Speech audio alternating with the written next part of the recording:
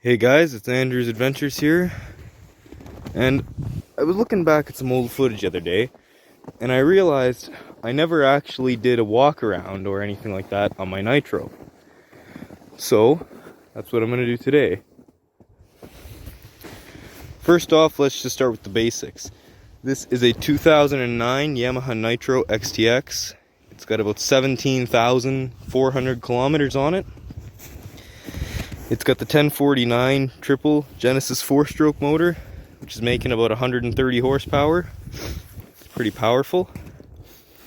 And then the upgrades I have done to it, just the most recently, I put on this grab bar from Royal Distributing. I haven't really got a chance to use it yet, but I figure I'll probably use it a few times over the course of the winter. And if I don't even use it, I can just grab onto it when I'm hopping onto the sled.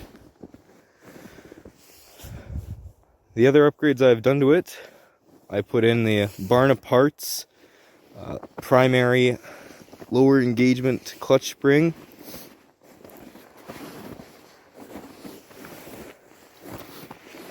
I put a Rotopax fuel mount on because if anybody follows the Nitros, they'll know they only have a 28-liter fuel tank, which isn't that much.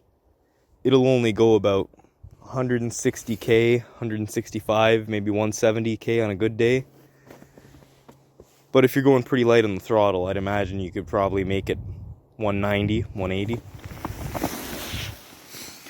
And then the track I put on this year, I replaced the stock track. The stock track was a 144 by 15 by 1.25 ripsaw.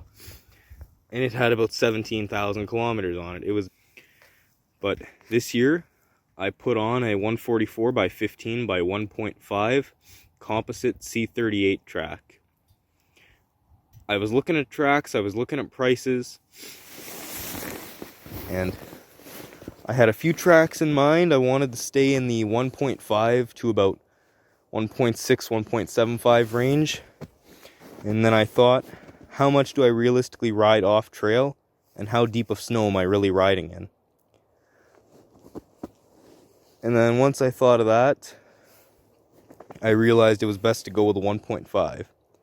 Plenty of lug if I want to go play off trail on the powder, and still not too big of a lug on the trails that it'll cause me any issues with overheating or anything.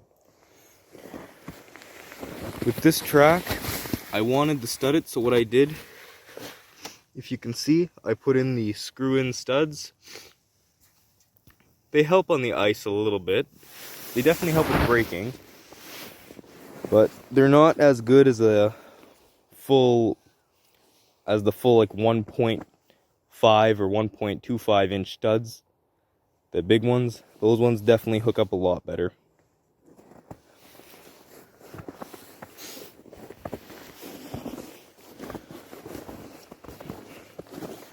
So I've put about,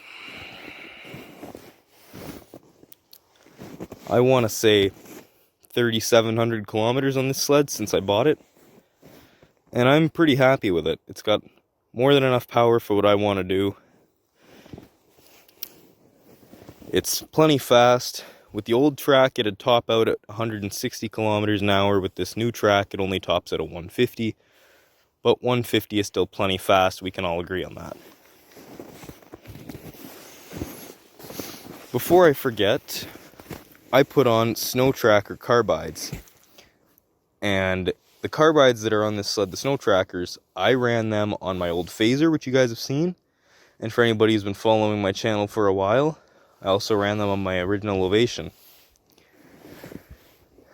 These carbides, they're about $200 Canadian, I believe. And they get rid of almost all twitchiness or like push and pull in the corners, and they bite pretty damn hard. The ones that I have on the Nitro are the same ones that I have on the phaser, and between the Nitro and the phaser, I put about 9,500 to 10,000 kilometers on them, and they're not worn down. They still got tons of life left in them, and they bite amazing.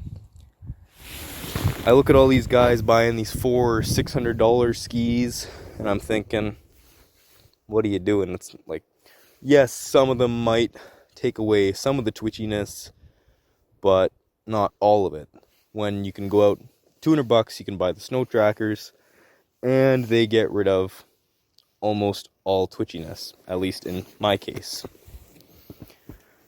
So yeah, this is my sled that I'll be ripping for the next few years. Yamaha Nytro XTX 144 with a 1.5 inch lug. I'm having tons of fun with it. Alright, I hope you enjoyed these clips of it. See you later.